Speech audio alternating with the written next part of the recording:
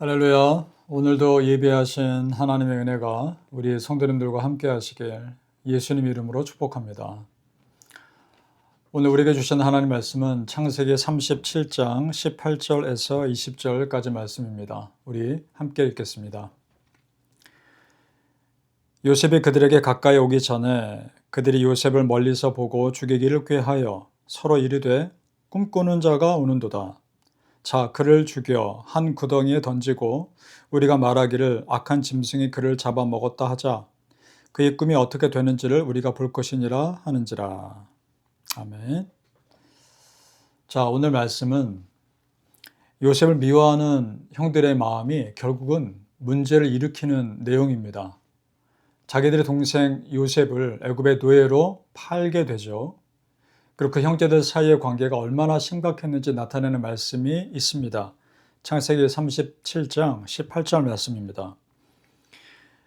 요셉이 그들에게 가까이 오기 전에 그들이 요셉을 멀리서 보고 죽이기를 꾀하여 라는 말씀입니다. 자, 아버지 야곱이 요셉을 편애하자 그 동생에 대해서 시기하고 미워하기 시작했습니다. 그 미움에 쌓인 결과가 결국 어떻게 됩니까? 자기 동생을 죽이려 합니다.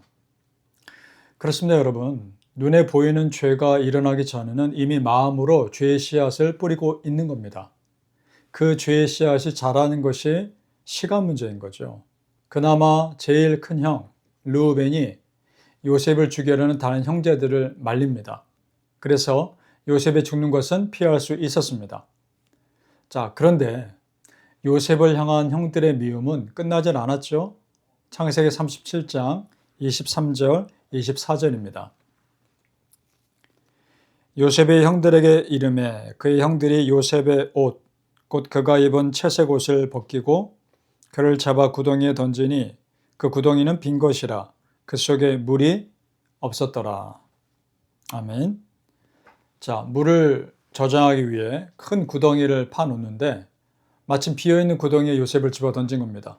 그리고 형제들은 그동안 자신들이 보기 싫어했던 요셉의 채색 옷을 벗기죠.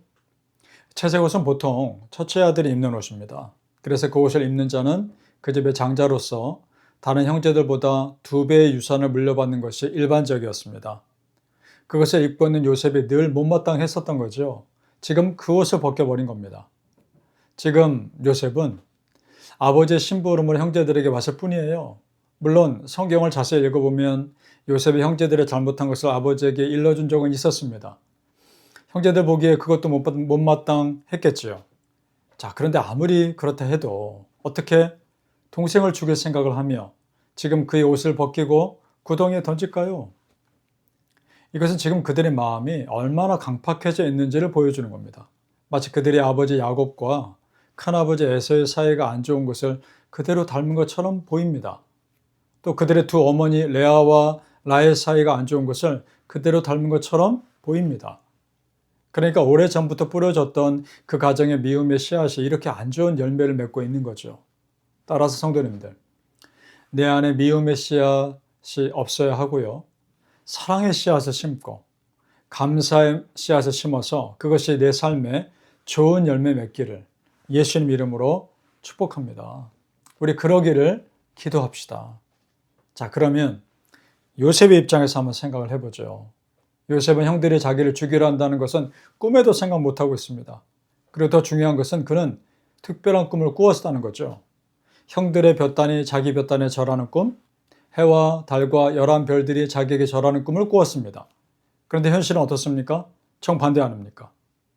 형들이 요셉을 죽이려 했고 결국 요셉을 노예로 팝니다. 자, 성도님들, 내 앞에 현실이 내가 바라는 것과 정반대로 되어갈 때가 있습니다. 그렇죠? 내가 기대했던 어떤 사람에 크게 실망할 때도 있습니다. 그때 그런 상황과 그 사람으로 인해 나에게 큰 상처가 될 수 있겠죠. 지금 요셉도 굉장한 충격과 마음의 상처를 받았을 겁니다.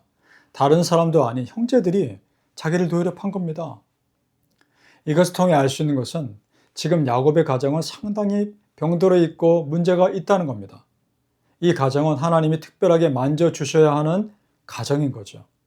자, 그럼 여기서 질문을 하게 됩니다. 어떻게 하나님은 이런 가정을 이스라엘 민족의 조상이 되는 가정으로 선택하셨는가 하는 겁니다. 자, 하지만 여러분, 이것이 우리의 모습이기도 합니다.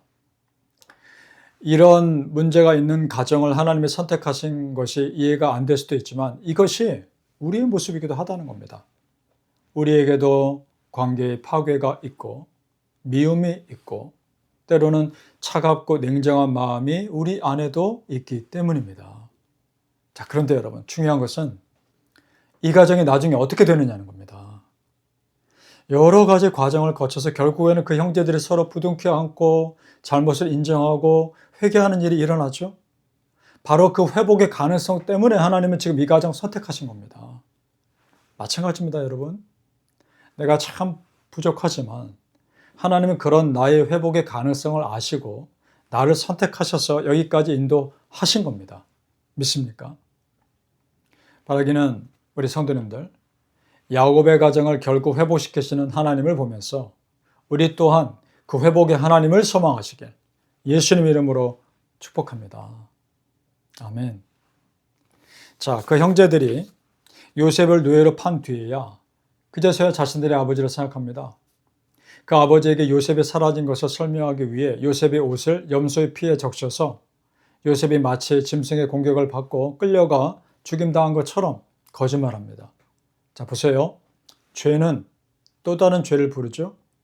그 피 묻은 요셉의 옷을 보고 아버지 야곱이 심하게 통곡합니다. 그것을 보고 다른 아들들이 어떻게 반응합니까?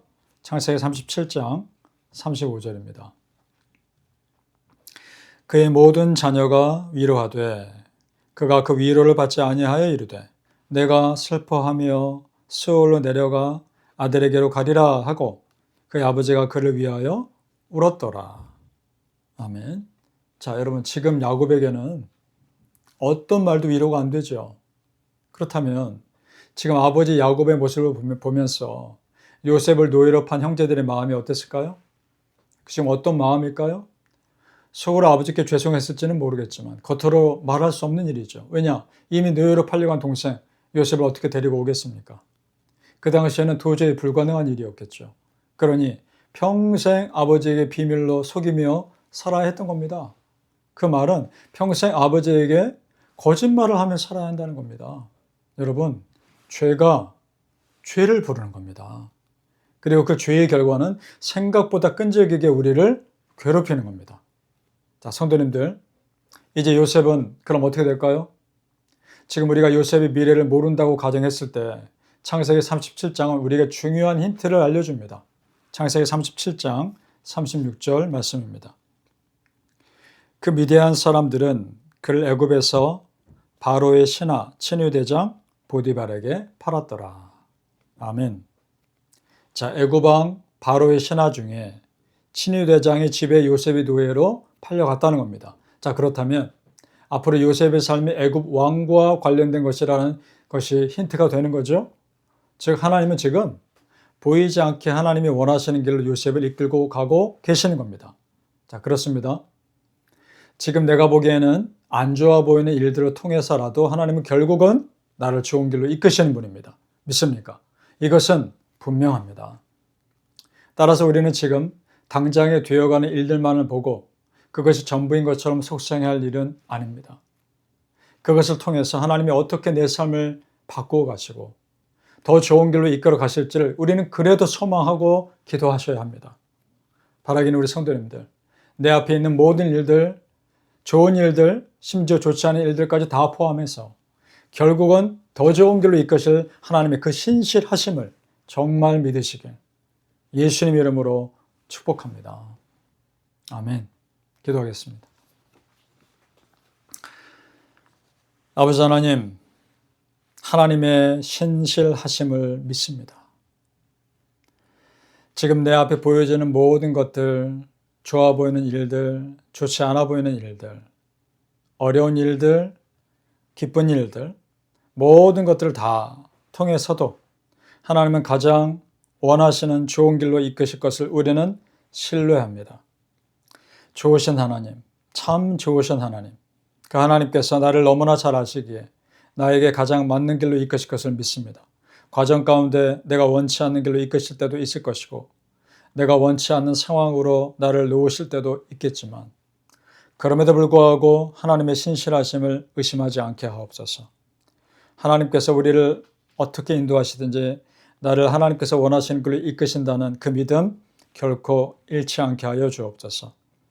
그 믿음 가지고 하나님을 신뢰하며 나아갈 때 그 믿음이 우리를 두렵지 않게 할 것이고 그 믿음이 우리를 낙심하지 않게 할 것을 믿습니다.